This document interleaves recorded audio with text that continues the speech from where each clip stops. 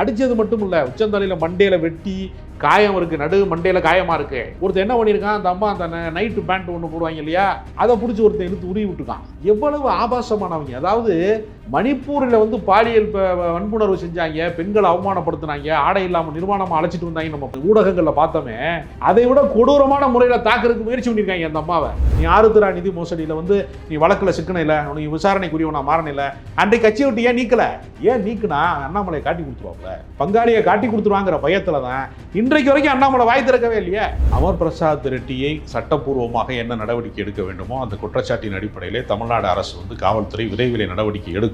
அவர் நீதிமன்றத்தின் முன்னால் நிறுத்தப்படுவார். ஊடகங்களை பார்த்து அச்சப்படுகிறார்கள். ஊடகங்களுக்கு நேருக்கு நேர் நின்று பதில் சொல்லக்கூடிய திராணி அண்ணாமலைக்கும் கிடையாது, மோடிக்கும் கிடையாது. அதனாலதான் ஒரு பெண் கேள்வி கேட்டா கூட நீ முன்னாடி வா, கேமரா முன்னாடி வா என்ற ஒரு பெண்ணை அவர் அச்சுறுத்துறாரு. உதயநிதி ஸ்டாலினை பேட்டி எடுக்க போன கார்த்திகை செல்வன் அவரை வீழ்த்துகிற கேள்வியை கேட்கலையே. ரங்கராஜ் பாண்டையும் மாரிதாசும் பேசுறது மாதிரி இடக்கு வடக்கா பேசி வீழ்த்தலையேங்கிற கோபம் வந்து அண்ணாமலைக்கு இருக்கிறது. அப்ப முதலாளிகளுக்கு நாம் பணம் கொடுத்தாலும் வேலை செய்கிறவர்கள் நமக்கு விசுவாசமாக இல்லையே என்று அவர் நினைக்கிறார்கள். ஆனால் உண்மை என்பதை மக்கள் புரிந்து கொள்கிறார்கள் என்கிற காரணத்தினால அவருக்கு ஊடகவியலாளர்கள் இது ஒரு கோபம் இருக்கிறது. ராமர் கோயில வந்து லைவ் டெலிகாஸ்ட் வந்து எல்லாருமே போட்டாங்கல்ல, எல்லா சேனல்லையும். இன்னைக்கு தைப்பூசம், முருகனுடைய திருநாள், அறுபடை வீடுகளில் இன்னைக்கு தைப்பூசம் நடந்துகிட்டு இருக்கு. ஏன் ஒருத்தனுமே ஒரு தொலைக்காட்சி கூட ஏன் நீ போட மாட்டேங்கிற லைவ்ல? வட இந்திய ஊடகங்கள் வந்து நம்மளுடைய தமிழ்நாட்டினுடைய இதை வந்து முருகனுடைய வழிபாட்டை வந்து ஏன் நீ ஒளிபரப்பல?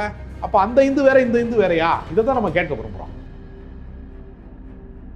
வணக்கம், இது தமிழ் குரலின் சிறப்பு நேர்காணல். இன்றைக்கு நம்மோடு இணைந்திருக்கக்கூடிய விருந்தினர் மரியாதைக்குரிய சமூக அரசியல் திறனாய்வாளர் விமர்சகர் திருமிகு ராஜகம்பீரன் அவர்கள். சார் வணக்கம். சார் வணக்கம்.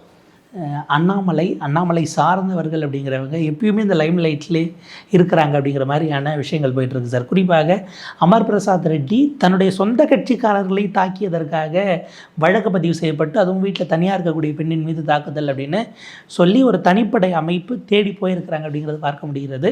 இதனுடைய பின்னணி என்ன, உண்மையில் என்ன நடந்துச்சுங்க சார்? பாஜகவிற்கு தொண்டர்கள் கிடையாது.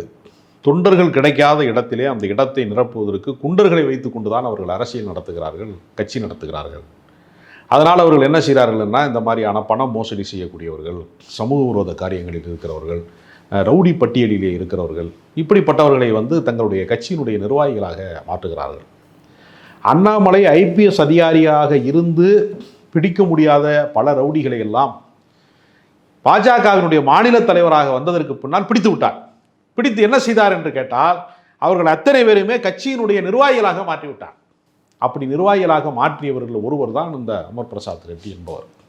அவர் ஏற்கனவே பல மோசடிகளிலே வந்து ஆருத்ரா நிதி மோசடியாக இருக்கட்டும், அது மாதிரியான அந்த ஏற்கனவே வந்து இந்த கொடிக்கம்பம் ஊண்டுவதற்கான அந்த பிரச்சனையிலே கூட அவர் வந்து அந்த வாடகைக்கு வந்திருக்கக்கூடிய அந்த கிரேனை வந்து உடைத்ததாக இருக்கட்டும், இப்படி எல்லாவற்றிலையுமே நீங்கள் பார்த்தீங்கன்னா தொடர்ச்சியாக வந்து அவர் வந்து இந்த மாதிரியான ரவுடிசங்களை செய்கிறார். பல அரசியல் கட்சிகளிலே முன்பின் தெரியாத யாரையுமே வந்து மாநில பொறுப்புக்கு வந்து நியமிக்க மாட்டார்கள்.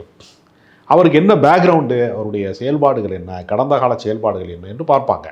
இப்போ எடுத்துக்காட்டிற்காக திமுகவில் ஒரு மாநில அளவில் இருக்கக்கூடிய ஒரு தலைமை கழக பேச்சாளர் சிவாஜி கிருஷ்ணமூர்த்திங்கிறவர் குஷ்புவை குறித்து வந்து ஒரு இரட்டை அர்த்தம் துணிக்கக்கூடிய வகையில் கொஞ்சம் ஆபாசமாக பேசிட்டாருங்கிற குற்றச்சாட்டு வருகிற போது திமுக அவர் மீது நடவடிக்கை எடுத்தது மட்டும் இல்லாமல் அவரை கட்சியிலிருந்து வந்து நிரந்தரமாக நீக்கி வைக்கிறோம் அப்படின்னு பொதுச் செயலாளர்களுடைய அறிவிப்பு என்று செய்கிறார்கள்.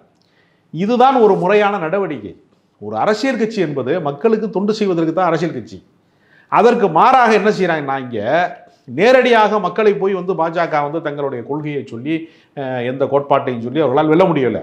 ஏன்னா பாஜக வந்து முழுக்க என்னென்னா, அரசியல் விழிப்புணர்வு பெறாத மாநிலங்களில் போய் நமக்கெல்லாம் எதிரி வந்து யார் அப்படின்னா, இஸ்லாமியர்கள் தான் நமக்கு எதிரி, கிறிஸ்தவர்கள் தான் நமக்கு எதிரி, சிறுபான்மை மக்கள் தான் நமக்கு எதிரி என்று அங்கு வந்து வாட்ஸ்அப்பில் வருகிற வதந்திகளை எல்லாம், பொய் பிரச்சாரங்களை எல்லாம் நம்புறதுக்கு இங்கே ஆள் இருக்கான்.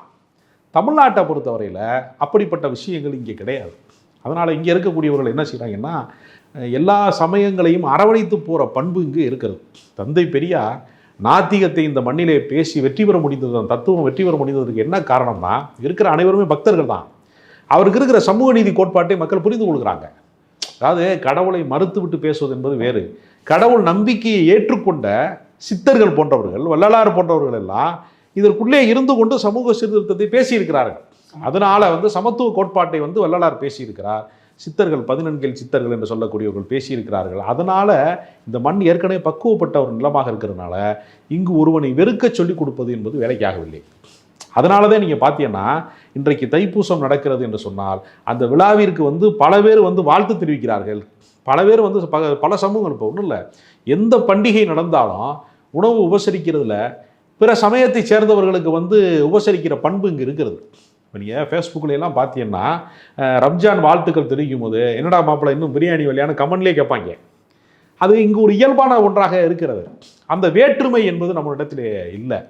இதை வந்து புரிந்து கொள்ளாமல் இவங்க என்ன செய்யறாங்கன்னா மதம் ஆச்சரியங்களை வைத்துக்கொண்டு சிறுபான்மை மக்களுக்கு எதிரான வெறுப்பு பிரச்சாரத்தை தமிழ் மண்ணிலே கட்டமைத்து ஒரு அரசியல் செய்வதற்கு இவர்களால் முடியவில்லை. அதனால் இவங்க என்ன செய்கிறாங்கன்னா வாடகைக்கு ஆள் பிடிக்கிறாங்க. இப்போ அண்ணாமலை நடைபயணம் போகிறாரு, தன்னெழுச்சியாக யாராவது தொண்டர்கள் வருகிறார்களா அப்படின்னு கேட்டால் தன்னெழுச்சி யாரும் தொண்டர்கள் வரலை. அவரே என்ன செய்கிறார், நான் தலைக்கு வந்து இவ்வளோ ரூபாப்பா கூட்டத்திருப்பா ஆளை அப்படின்னு சொல்லி கும்பலை கூட்டிகிட்டு போகிறாரு. அதைத்தான் என்ன செஞ்சுருக்கிறாங்கன்னா கடந்த 19ஆம் தேதியில் மோடி வர்றாரு, விளையாட்டுக்கு வந்து தொடங்கி வைக்க வர்றாரு அப்படிங்கிறதுக்கு ஆள் வந்து கான்ட்ராக்ட் பிடிச்சிருக்காங்க. ஒரு அம்மா வந்து நீ வந்து இத்தனை ஆளை கூட்டிகிட்டு வரணும், ஒரு ஆளுக்கு இவ்வளவு, ஒன்ட்ட ஒரு 50,000 ரூபா கொடுக்குறேன், ஒன்ட்ட ஒரு 50,000 கொடுக்குறேன் அப்படின்னு பணம் பரிமாறியிருக்காங்க. என்ன தான் பணத்தை கொடுத்தாலும் பாஜகவுக்கு ஆள் பிடிக்க முடியல. அதனால ஆள் சரியாக வரலைன்னு என்ன சொல்கிறாங்க, அந்த பணத்தில் எனக்கு பங்கு கொடுன்னு இவரோட ஆள் யார், அமர் பிரசாத் ரெட்டியோட ஆள் வந்து ஸ்ரீதர்னு சொல்லக்கூடிய டிரைவர் அவங்க எல்லாம் போய் அந்த தனியாக இருக்கிற பொம்பளை போய் அடிச்சிருக்காங்க. அடித்தது மட்டும் இல்லை, உச்சந்தலையில் மண்டையில் வெட்டி காயம் இருக்குது, நடு மண்டையில் காயமாக இருக்குது. ஒருத்தர் என்ன பண்ணியிருக்கான், அந்த அம்மா அந்த நைட்டு பேண்ட் ஒன்று போடுவாங்க இல்லையா, அதை பிடிச்சி ஒருத்தன் இழுத்து உருவி விட்டுருக்கான். எவ்வளவு ஆபாசமானவங்க. அதாவது மணிப்பூரில் வந்து பாலியல் வன்புணர்வு செஞ்சாங்க, பெண்களை அவமானப்படுத்தினாங்க, ஆடை இல்லாமல் நிர்வாணமாக அழைச்சிட்டு வந்தாங்க, நம்ம ஊடகங்களில் பார்த்தோமே. அதை விட கொடூரமான முறையில் தாக்குறதுக்கு முயற்சி பண்ணியிருக்காங்க அந்த அம்மாவை. அது தப்பிச்சோம் பொழைச்சோம்னு ஒரு தனியார் மருத்துவமனைக்கு ஓடி சிகிச்சைக்கு போய் அது ஒரு யாரையுமே அணுகுவதற்கு அச்சப்பட்டு வேறு வழியே இல்லாத ஒரு சூழ்நிலையில் இப்பொழுது காவல்துறை வந்து அது வழக்கு பதிவு செய்திருக்கிறது. அதற்கான நடவடிக்கையை வந்து இப்பொழுது அவர்கள் வந்து எடுக்கிறாங்க. இப்போ தனிப்படை அமைத்து அவரை தேடுகிற முயற்சி வந்து நடக்கிறது. சார், இப்போ இந்த விஷயம் நீங்கள் குறிப்பிடுவது ஆட்களை கூப்பிட்டுட்டு வராங்க, ஆனால் அதுக்குமே பஞ்சமாக இருக்குது அப்படின்னா அவங்க வாரி அரிக்கிற பணம் பத்தலன்னு எடுத்துக்கிறதா, இல்லை பாஜகவுக்கு ஆள் வர மாட்டேங்கிறாங்க நம்ம புரிஞ்சுக்க வேண்டிய? பாஜகவினுடைய கொடியை வந்து ஒரு கிளைக்கழகங்களிலே ஏதாவது ஒரு பகுதியிலே நீங்கள் ஏற்றணும்னா ஒன்று இருந்தால் உனக்கு ஒரு 1 லட்ச ரூபா தர்றேன், உன் பகுதியில் போய் கொடியை ஏற்று என்று எல்லா இடங்களிலும் பணப்பட்டுவாடா செய்யப்படுகிறோம். அதனால் இவங்க என்ன செய்கிறாங்கன்னா ஒரு கூலிப்படை மாதிரி தான் அவர்கள் வந்து செயல்படுறாங்க. நீங்கள் பெரும்பகுதி நீங்கள் பார்த்தீங்கன்னா எந்த கட்சியிலையுமே ஏற்கனவே பண்புடையவர்களை, ஓரளவுக்கு நாகரிகமுடையவர்களை, சமூகத்தில் செல்வாக்கு மிக்கவர்களை, கல்வியாளர்களை, பேச்சாற்றல் உள்ளவங்களை, சிந்திக்கிறவங்களை கட்சியில் சேர்ப்பான். பாஜக அதுக்கு நேர்மாறாக என்ன செய்கிறான்னா எதுக்குமே ஆகாமல் இருக்கிறான் பாருங்க, அவனை பூரா கட்சியில் சேர்க்குறான். சமூக விரோதிகளை குறிப்பாக கட்சியில் சேர்க்குறான். அதில் என்ன ஒரு ஆதாயம் இருக்குது அப்படின்னா, இந்த பகுதியில் ஒருத்தர் வந்து ரவுடியாக இருக்கிறாரு அப்படின்னு வச்சுங்களேன், அவர் அரசியல் கட்சியில் நீங்கள் பாஜகவில் கூப்பிட்டு நிர்வாகியாக நீங்கள் சேர்த்துட்டீங்கன்னா அவர் ஏற்கனவே முன்பகம் இருக்கும். அவர் ஏற்கனவே என்ன பண்ணியிருப்பார்னா எங்கேயாவது செயின் அத்துருப்பான், ரவுடியாக இருக்கிறவன் எவனையாவது பணம் மோசடி பண்ணியிருப்பான், கூலிப்படையாக போய் ஒருத்தனை அடிச்சிருப்பான், இவ்வளோ கொலை வழக்கு இருக்கும், அட்டம்ப்ட் பண்ணுற கேஸ் இருக்கும், ஏதோ ஒரு பிரச்சனையில் அவன் இருப்பான். இப்போ அவனை கொண்டு வந்து நீங்கள் வந்து பாஜகவில் சேர்க்குறீன்னு வச்சுங்க, அவன் என்ன பண்ணுவானா அவனுடைய முன்விரோதம் காரணமாக இன்னொரு ரவுடி அவனை போடுறதுக்கு டைம் பார்த்துட்டே இருப்பான்.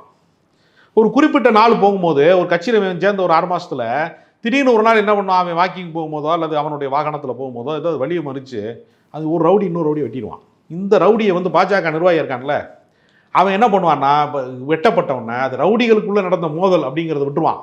எல்லா மீடியாவில் என்ன பண்ணுவான்னா பாஜகவினுடைய நிர்வாகி படுகொலை அப்படின்னு ஃப்ளாஷ் நியூஸ் கொண்டு வந்துடுவான். உடனே இந்துக்களுக்கு பாதுகாப்பு இல்லையா இந்த நாட்டில் அப்படின்னு இவங்கெல்லாம் கேட்பாங்க. அண்ணாமலை மாதிரியான பல பேர் வந்து அதுக்கு கேட்பாங்க. கேட்டவுடனே என்ன ஆகும்னா பக்கத்தில் ஏதாவது வந்து அந்த பகுதியில் வெட்டப்பட்ட இடத்துல இருந்து ஒரு 500 மீட்ரு ஒரு 1000 மீட்டருக்குள்ளே ஏதாவது ஒரு மசூதி இருக்குன்னா அங்கே தொழுகைக்கு போகிறவன், அங்கே பக்கத்தில் கடை வச்சுருக்கிறவன், பிரியாணி கடை வச்சுருக்கிறவன், இந்த மாதிரி யாராவது ஒருத்தனை சந்தேகத்தின் பேரில் வந்து அவசர கைது செய்வாங்க. இதை மத மோதலாக மாற்றுவதற்கு, மத துவேஷமாக மாற்றுவதற்கு, பெரும்பான்மை சிறுபான்மை என்கிற கோட்டை கிழிப்பதற்கான வாய்ப்பாக இது மாதிரி சமூக விரோதிகளினுடைய இந்த சம்பவங்களை அவர்கள் பயன்படுத்தி கொள்கிறார்கள். அப்போ இதில் இன்னொரு ஆதாயம் என்ன இருக்குன்னா, சராசரியான காலங்களில் வந்து இந்து என்று நம்ம வந்து ஒன்று கூடுவதற்கு ஒருத்தனும் வரமாட்டேங்கிறான். இப்போ மதுரையை சேர்ந்த ராம சீனிவாசன்கிற ஒரு பாஜக பிரமுகர் ஒரு இடத்துல பேசுகிறார். அது வாட்ஸ்அப்பில் வந்துச்சு. என்ன பேசுகிறாருன்னா, இந்துக்கள் பக்திமயமாக இருக்கிறதுனால எதுவும் நடக்காது, இதை சொன்னது நாத்திகர்கள் கிடையாது. திராவிடர் கழக மீட்டிங்கில் வந்து ஆசிரியர் வீரமணி பேசலை. இதை நீ பக்தியாக இருக்கிறதுனால எதுவுமே நடக்காது, நீ வாட்டுக்கு சாமியை கும்பிட்டுட்டு இந்த மாதிரி சுண்டலை வாங்கி தின்னுட்டு பொங்கலை வாங்கி தின்னுட்டு நீ வாட்டுக்கு போயிட்டே இருந்தேன்னா ஒன்றுமே நடக்காது. அதுக்கு பதிலாக நீ என்ன செய்யணும்னா, இந்து பக்தினால எந்த பயனும் இல்லை, இந்து சக்தி தான் நம்மளை காப்பாற்றும் அப்படிங்கிறாப்புல. இந்து சக்தினா என்னன்னா, நீ அடியாளாக வந்து ஆர்எஸ்எஸ்க்கு படைக்கு வா, ஆர்எஸ்எஸ் அணிவகுப்புக்கு வா, கொஞ்ச நாள் தியானத்திற்கு வாழும் கலைன்னு கூப்பிடுவான். கொஞ்ச நாள் கழிச்சு என்ன பண்ணுவான்னா, நம் உடற்பயிற்சிக்காக சிலம்பாட்டத்தை கற்றுக்கொள்ளலாம் அப்படின்னு சொல்லுவான், நம்முடைய பாரம்பரியத்தை நாம் மீட்கலாம் அப்படின்னு சொல்லுவான். அப்புறம் பாரத மாதாவுக்கு ஜெயன் சொல்லும்பா, கொஞ்சம் ஜெய் ஸ்ரீராம் சொல்லும்பா. அப்புறம் சொல்லுவான், நமக்கெல்லாம் யார் எதிரினா இஸ்லாமியர்கள் தான் எதிரி, அவர்களை நம்ம விடக்கூடாது. நமக்கு யார் எதிரி அப்படின்னா, பிற்படுத்தப்பட்டவனாக இருந்தால் தலித்துக்கள் வந்து தங்களை இந்துக்கள்னு சொல்ல மாட்டேங்கிறான், அவன் தன்னை சாதியற்றவனுங்கிறான், மதமற்றவனுங்கிறான், அப்போ அவன் நமக்கு ஒரு எதிரி. அப்போ இந்த மாதிரி கட்டமைத்து வெறுப்பு அரசியலை கட்டமைத்து இவர்கள் நடத்தக்கூடிய அந்த கலவரத்திற்கான ஆட்களாக தயாரிக்கிறான். அப்போ இந்து பக்தி இருக்குல்ல, பக்தர்கள் யாரும் கலவரத்துக்கு வரமாட்டான். இந்த இந்து சக்தின்னு சொல்கிறான் பாருங்க, இந்த ஆர்எஸ்எஸ்ல பயிற்சி பெற்றவனை தான் கலவரத்துக்கு பயன்படும். அப்போ ரவுடிகளை வந்து நீங்கள் கட்சியில் சேர்த்தீங்கன்னா கலவரம் செய்வது எளிது. அதனால தான் நீங்கள் பார்த்தீங்கன்னா பல்கீஸ்மானுடைய அந்த பாலியல் வன்புணர்வாக இருக்கட்டும், எல்லாத்துலேயுமே நீங்கள் பார்த்தீங்கன்னா சராசரியான மக்களை விடவும் இந்த மாதிரியான நேரங்களில் கொள்ளையடிக்கிறதுக்கு இப்போ நீங்கள் பார்த்தீங்கன்னா திடீர்னு அண்டா பிரியாணியை தூக்கி போயிட்டாங்க பார்த்தீங்களா. யோசிச்சு பாருங்க, ஒருத்தன் உண்மையிலேயே வந்து அந்த கட்சியினுடைய கோட்பாடு சார்ந்தவனாக இருந்தால் அவன் பீஃப் அண்டாவை தூக்கிட்டு போகிறான், பிரியாணி அண்டாவை. அப்போ அவங்க எல்லாம் ஆள் செட்டிங் பண்ணுறாங்க. பாஜகவிற்கு பணம் பட்டுவாடு செய்வதற்கு மட்டும் போதிய அளவிற்கு ஆட்கள் இருந்துருச்சுன்னா, பூத் ஏஜென்ட் இருந்துச்சுன்னா, அவன் நோட்டாவை தாண்டி இருப்பானே. 2% ஓட்டை தாண்ட முடியாத அவனை வச்சுக்கிட்டு எல்லா ஊடகங்களும் என்ன செய்யறான், சாயங்காலம் ஆயிடுச்சுன்னா அண்ணாமலை இதை சொல்லியிருக்கிறார், என்ன சொல்லியிருக்கிறார் அப்படின்னு 1 மணி நேரம் வாதம் நடத்துறான் எல்லா தொலைக்காட்சியிலையும். அதில் 5 பேர் கலந்துக்கிட்டா 4 பேர் பாஜக ஆளு. ஒருத்தன் அரசியல் விமர்சகரும் அவன் தான், பத்திரிகையாளரும் அவங்க ஆளு தான், நேரடி பாஜக ஆளும் அவன் தான், எல்லாமே அவங்க தான். அப்புறம் இன்னொரு பாஜகக்காரர் யாரும் நீங்கள் கேட்கல, நெறியாளரும் பாஜகக்காரர் தான். ஏன்னா அவன் வந்து தனிப்பட்ட முறையில் பாஜக ஆதரவாளராக இருக்க மாட்டான். ஆனால் அந்த நிர்வாகம் அவனுடைய அழுத்தத்தின் பேரில் என்ன செய்யுதுன்னா, நீ பாஜகவுக்கு ஆதரவானதை கேளு கேளு அப்படின்னு அவனுக்கு கொஸ்டின் கொடுக்குறாங்க. இப்போ இவ்வளவு 4 பேர் சேர்ந்துட்டு ஒரே ஒரு ஆளை மட்டும் இந்த பக்கம் வச்சுக்கிடுவாங்க, யாராவது ஒரு இடதுசாரி அரணனு, திமுக சார்பாக யாராவது ஒருத்தர் என்று ஒரு ஆளை மட்டும் வச்சுக்கிடுவான். இந்த 4 பேரும் சேர்ந்து பேசிகிட்டே இருப்பாங்க. அந்த 1 மணி நேர விவாதத்தில் முழுக்க முழுக்க பாஜகவினுடைய பிரச்சார மேடையாகத்தான் எல்லா சேட்டலைட் தொலைக்காட்சியும் இயங்கிக்கிட்டே இருக்கு. அதனால தான் அவன் வந்து ராமர் கோயிலை வந்து லைவ் டெலிகாஸ்ட் வந்து எல்லாருமே போட்டான்ல எல்லா சேனல்லையும். இன்னைக்கு தைப்பூசம், முருகனுடைய திருநாள், அறுபடை வீடுகளில் இன்னைக்கு தைப்பூசம் நடந்துகிட்டு இருக்கு. ஏன் ஒருத்தனுமே ஒரு தொலைக்காட்சி கூட ஏன் நீ போட மாட்டேங்கிற லைவ்ல? நான் என்ன கேட்குறேன், தமிழ்நாட்டு ஊடகங்கள் மட்டும் இல்லை, வட இந்திய ஊடகங்கள் வந்து நம்மளுடைய தமிழ்நாட்டினுடைய இதை வந்து முருகனுடைய வழிபாட்டை வந்து ஏன் நீ ஒளிபரப்பல? அப்போ அந்த இந்து வேற இந்த இந்து வேறையா? இதை தான் நம்ம கேட்க விரும்புகிறோம். அப்போ நீங்கள் யாருக்காக இதை செய்கிறீர்கள்? இப்போ ராமர் கோயில் திறப்பு விழாவுக்கு கூட பூரி சங்கராச்சாரியார் மாதிரி ஆளுகள்லாம் என்ன சொன்னாங்க, இது வந்து அந்த ஆகம விதிப்படி நடக்கலைன்னு சொன்னாங்க. அப்போ ஏன் இவர் நிறுத்தப்படுகிறார்னா அரசியலுக்காக நிறுத்தப்படுகிறார். ஆர்எஸ்எஸும் பங்கேற்குது. ஏன் பங்கேற்கிறாங்கன்னா அரசியல் ரீதியாக இதை ஓட் பேங்காக மாற்றணும், ராமரை வந்து ஒரு வேட்பாளராக மாற்றணும் என்கிற ஒரு இடத்திற்கு அவங்க போகிறாங்க. அதனால் இது உண்மையிலேயே பக்தி கிடையாது. பக்தியின் பேரால் ஒரு பகல் வேஷம். கோயிலே கூடாது என்று நமக்கு சொல்லவில்லை, கோயில் கொடியவர்களின் கூடாரமாக மாறிவிடக்கூடாதுன்னு பராசக்தியில் கலைஞர் எழுதினார்.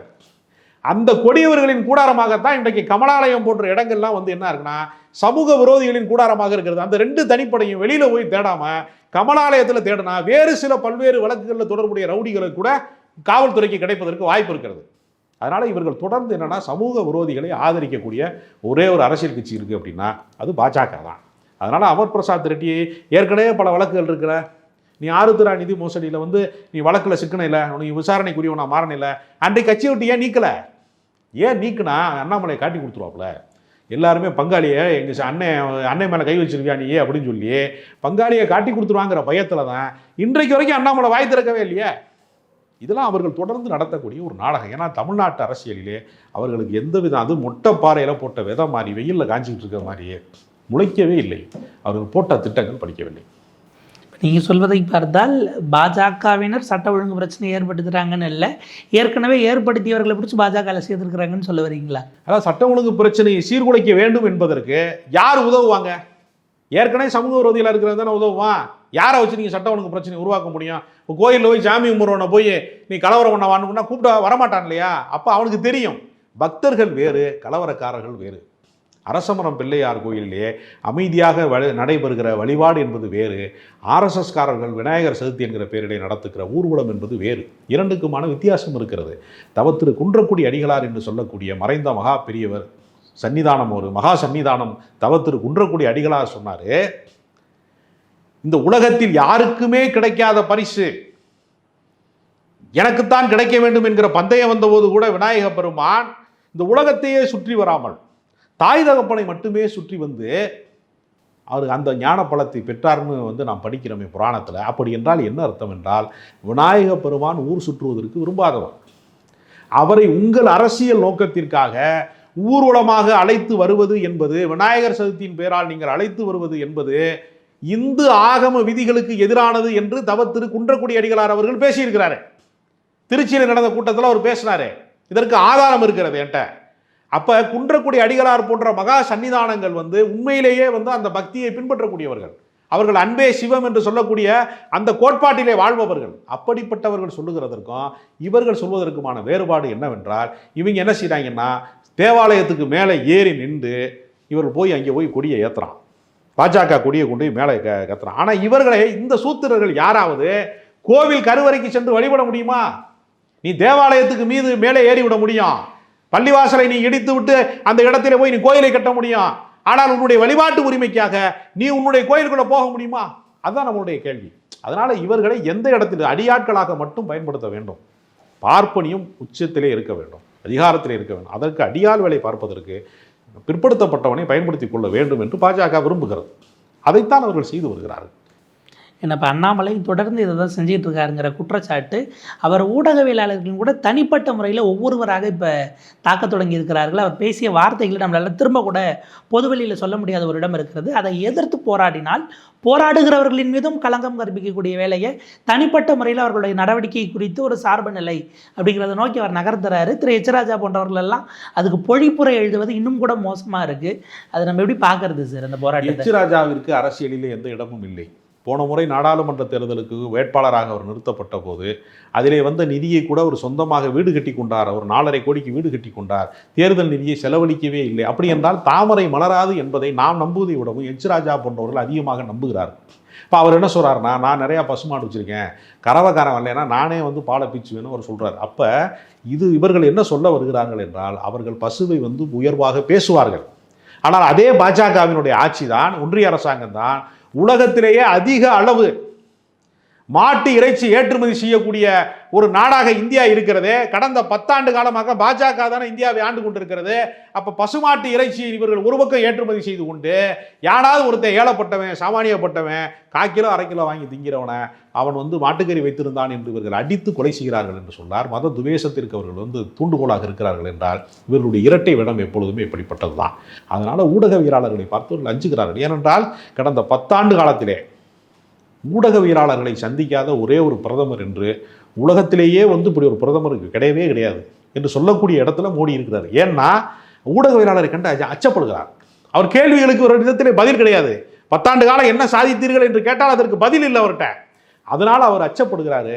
அவராக மன் கி பாத்துன்னு சொல்லி ஆளே இல்லாத ஆல் இண்டியா ரேடியோவில் அவராக பேசிகிட்டு இருக்கிறாரு. அவரை பற்றி அவரே புகழ்ந்து பேசிகிட்டு இருக்காரு. அதனால் இவர்கள் எப்பொழுதுமே ஊடகவியலாளர்களை கண்டு அச்சப்படுகிறார்கள். என்னதான் எல்லா ஊடகங்களையும் முதலாளிகளையும் அவர்கள் விலைக்கு வாங்கினாலும் அதிலே பணியாற்றக்கூடிய நெறியாளர்கள் பல பேர் இந்த சமூக நீதியின் அடிப்படையிலே, இடஒதுக்கீட்டின் அடிப்படையிலே, அரசு பள்ளிக்கூடங்களிலே படித்தவர்கள், சாமானிய வீட்டு குழந்தைகள் தான் படித்து இந்த இடத்திற்கு வந்திருக்கிறார்கள். எனவே திராவிட இயக்கம் என்ன செய்தது என்பதை அவர்கள் அனுபவத்தின் வழியாக புரிந்து கொண்டிருக்கிற காரணத்தினால நெறியாளர்கள் நமக்கு உடன்பட மறுக்கிறார்களே. உதயநிதி ஸ்டாலினை பேட்டி எடுக்க போன கார்த்திகை செல்வன் அவரை வீழ்த்துகிற கேள்வியை கேட்கலையே. ரங்கராஜ் பாண்டையும் மாரிதாசும் பேசுறது மாதிரி இடக்கு வடக்கா பேசி வீழ்த்தலையேங்கிற கோபம் அண்ணாமலைக்கு இருக்கிறது. அப்போ முதலாளிகளுக்கு நாம் பணம் கொடுத்தாலும் வேலை செய்கிறவர்கள் நமக்கு விசுவாசமாக இல்லையே என்று அவர் நினைக்கிறார்கள். ஆனால் உண்மை என்பதை மக்கள் புரிந்து கொள்கிறார்கள் என்கிற காரணத்தினால அவருக்கு ஊடகவியலாளர்கள் மீது ஒரு கோபம் வருகிறது. நம்ம அண்ணாமலை போன்றவர்கள் தொடர்ந்து இந்த தாக்குதல் நிகழ்த்துறாங்க அப்படின்னா இப்போ இதற்கு எதிர்வினையை பத்திரிகையாளர்கள் மட்டும் தனியாக பண்ணணும். ஏன்னா எதிர்கட்சிகள் அதில் வந்தால் அரசியல், ஏன்னா ஏற்கனவே அவங்க சார்பு அப்படிங்கிற ஒரு கலர் தான் கொடுக்கப்படுகிறது. இதை தாண்டி ஊடகங்கள் முழுக்க அவங்க கையில் இருக்கும் பொழுது தமிழ்நாட்டில் அப்போ அவங்க சொல்கிறது தானே செய்தியாக போய் சேரும். அப்போ களம் முழுக்க முழுக்க அவங்களுக்கு சாதகமாக மாற வாய்ப்பு இல்லையா? அதாவது ஊடகங்கள் வந்து உலகத்திலே எவனுக்கு அநீதி நடந்தாலும் எவனுக்கு பாதிப்பு நடந்தாலும் அதற்கான முதல் குரலாக ஊடகங்கள் இருக்கிறது. ஆனால் ஊடகத்திலே ஒருவன் தாக்கப்பட்டால் அதை குறித்து சம்பந்தப்பட்டவர்களால் குரல் கொடுக்க முடிகிறதா? இங்கே யாராலும் குரல் கொடுக்க முடியலை. இந்த மாற்று ஊடகத்திற்கான மையம் என்று சொல்லி இவர்கள் தான் சில பேர் வந்து வெளியில் இருக்கக்கூடிய சமூக வலைதளங்களிலே செயல்படுகிறவர்கள், இந்த மாதிரி யூடியூப் போன்ற காணொலிகளிலே செயல்படக்கூடிய சமூக செயல்பாட்டாளர்கள் சில பேர் சேர்ந்து தான் இந்த எதிர்ப்பை பதிவு செய்ய முடிகிறதே தவிர சம்பந்தப்பட்டவர்கள் கூட குரல் கொடுக்க முடியாத அளவிற்கு வாய்ஸ்லெஸ் பீப்புளுமா அவர்களுக்கு வந்து அந்த பேசாத அந்த கருத்துடைய மக்களுக்கான குரலாக இருக்க வேண்டிய ஊடகத்தினர் கூட இன்றைக்கு அவர்களுக்காக குரல் கொடுக்க முடியலைன்னா அந்த அளவிற்கு வந்து ஊடகத்தை வந்து பாஜக அழுத்தம் இருந்து வைத்திருக்கிறது.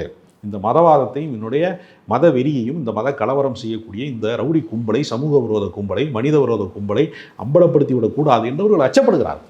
எனவே துப்பாக்கிகளை கண்டு கூட இவர்கள் அச்சப்பட மாட்டார்கள்.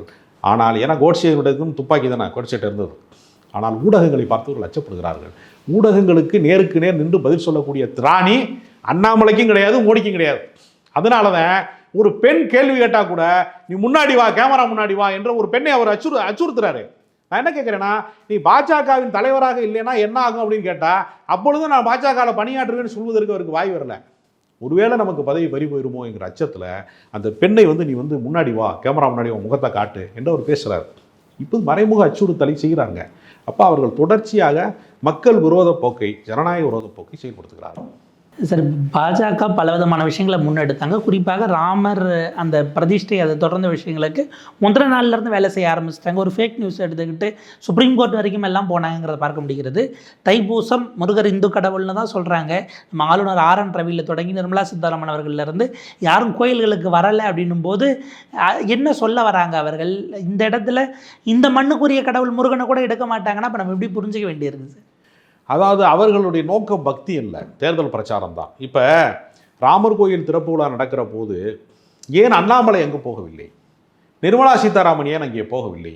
தமிழ்நாட்டிலே முன்கூட்டி திட்டமிட்டு திடீரென்று முன் அனுமதி பெறாமல் ஏதாவது ஒரு கல்யாண மண்டபங்களுக்குள்ளே திடீரென்று வந்து LED ஸ்கிரீனை கட்டி நாங்கள் அதை ஒளிபரப்ப போகிறோம் என்று இவர்கள் சொல்லுகிறார்கள்.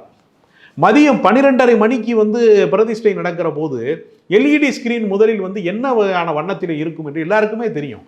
அது பிரைட் பட்டு அதை பார்க்குற ஒரு விஷயமாகவே அது இருக்காது. எல்லா வீடுகளுக்கும் வண்ண தொலைக்காட்சி பெட்டி வழங்கி 20 ஆண்டுகளாகிவிட்டது தமிழ்நாட்டில். அனைத்து தொலைக்காட்சிகளின் லைவாக நேரலையாக ஒளிபரப்புகிற அந்த நேரத்திலே இவர்கள் வேண்டுமென்றே திட்டமிட்டு மக்களை திசை திருப்புவதற்காக கல்யாண மண்டபங்களிலும் கோவில் வாசலிலும் LED வேண்டும் என்று வீம்பாக இவர்கள் காவல்துறையோடு ஒரு தகராறு செய்து திசை திருப்புகிற முயற்சியை, அதாவது திமுக இந்துக்களுக்கு எதிராக இருக்கிறது என்று சொல்வதற்கான அஜெண்டாவை அவர்கள் திட்டமிட்டு ஆளுநரும் அன்னைக்கு பேசுகிறாரு. பூசாரிகள்லாம் பார்த்தா அர்ச்சகர்கள் வந்து அவர்கள் முகத்தில் பயம் தெரிகிறது. அவன் சம்பந்தப்பட்டவன் சொல்கிறான் எனக்கு ஒரு பிரச்சனை இல்லைன்னு. இல்லை அவருக்கு பிரச்சனை இருக்குது அப்படின்னு இவராக சொல்லிக்கிட்டு இவர்கள் திட்டம் போட்டு இந்த வேலைகளை செய்கிறார்கள். ஆனால் தமிழ்நாடு அரசு வந்து 1208 கோவில்களுக்கு குடமுழுக்கு செய்திருக்கிறது. அது எந்த பாஜக காரனாவது பாராட்டி இருக்கிறானா? அறநிலையத்துறை அமைச்சர் சேகர் பாபு அவருடைய பட்டியலிலே சொல்லுகிறார் 1208 கோயில்களுக்கு குடமுழுக்கு செய்திருக்கிறோம் சொல்கிறார். அதை அவர்கள் பாராட்ட மாட்டார்கள். அவர்களை பொறுத்தவரையில் எப்படியாவது தமிழ்நாட்டிலே பாஜகவை உருவாக்கிவிட வேண்டும் என்பதற்கு அவர்கள் குறுக்கு மறுக்காக ஓடி பார்க்கிறார்கள். கலவர ரீதியாக மத ரீதியாக ஒரு கோட்டை கிழிக்கலாம் என்று நினைக்கிறார்கள். சிறுபான்மை மக்களுக்கும் பெரும்பான்மை மக்களுக்கு நடுவிலே ஒரு கோட்டை கிழிக்க நினைக்கிறார்கள். ஆனால் பெரும்பான்மை மக்களாக இருக்கிறவர்கள் அந்த கோட்டை அழிக்கிற காரணத்தினால தமிழ்நாட்டிலே அவர்களுடைய பாச்சா பலிக்கவில்லை, அவர்கள் பருப்பு வேகவில்லை. அவர்கள் வடநாடுகளிலே செய்கிற அந்த வெறுப்பு பிரச்சாரத்தை, அந்த வியாபாரத்தை தமிழ்நாட்டிலே அது போனியாகவில்லை. தமிழக மக்களுக்கு அது புரிந்திருக்கிறது. எது பக்தியின் பேரால் இருக்கிற பகல் வேஷம் என்பதை பக்தர்கள் புரிந்து கொண்டிருக்கிறார்கள். பக்தி என்பது ஒரு குடம் பால் போல் இருக்கிறது. இந்த இந்துத்துவ வெறுப்பு பிரச்சாரம் என்பது அதிலே ஒரு விஷமாக இருக்கிறது. ஒட்டுமொத்தமாக அந்த பாலே கெட்டு போய் விடுகிறது என்று சொல்லக்கூடிய அளவிற்கு அந்த விஷத்தை கலந்து விட வேண்டும் என்று நினைக்கிறார்கள். ஆனால் பக்தர்கள் பக்தியை மட்டும்தான் நம்புகிறார்களே தவிர பாஜக காரர்களை நம்புவதில்லை. ஏனென்றால் இந்துக்கள் வாக்களிக்காமல் திமுக வெற்றி பெற முடியாது. 10% சிறுபான்மை மக்களுக்காக மட்டுமே திமுக கட்சி நடத்த முடியாது. எல்லாருக்குமான அரசியலை அவர்கள் செய்கிற காரணத்தினால சமூக நீதி கோட்பாட்டின் அடிப்படையில் எல்லாரையும் அவர்கள் அரவணைக்கிறார்கள். எல்லாருக்குமான அந்த உரிமைகளை அவர்கள் தருகிறார்கள். கல்விக்கு வேலை வாய்ப்பிலே அவர்கள் இப்பொழுது கூட நடந்த அந்த இளைஞரணி மாநாட்டிலே தமிழ்நாட்டு மக்களுக்கு ஒன்றிய அரசாங்கம் வந்து சென்ட்ரல் கவர்மெண்ட்டுடைய எல்லா உத்தியோகங்களையும் தமிழர்களுக்கு தான் தர வேண்டும், தமிழ்நாட்டில் இருக்கக்கூடிய மத்திய அரசு பணியை தமிழர்களுக்கு தான் தர வேண்டும் என்று அவர்கள் கோரிக்கை எழுப்புறாங்க. அப்போ தமிழ்நாட்டு நலன்களை தான் அவங்க பேசுகிறாங்க. அதை விட்டுட்டு இவங்க என்ன சொல்கிறான், உதயநிதியை முன்னிலைப்படுத்துகிறாங்கன்னு சொல்கிறான். உதயநிதி துணை முதலமைச்சர் ஆவார்னு எங்கேயுமே சொல்லலை, கட்சி சொல்லலை, அவரும் சொல்லலை. ஆனால் இவர்களே வதந்திகளை பரப்புகிறார்கள். எனவே வாட்ஸ்அப்பில் வந்ததே வரலாறு என்று சொல்லக்கூடிய ஒரு வதந்தி கூட்டம் தமிழ்நாட்டை சீரழிக்க பார்க்கிறது.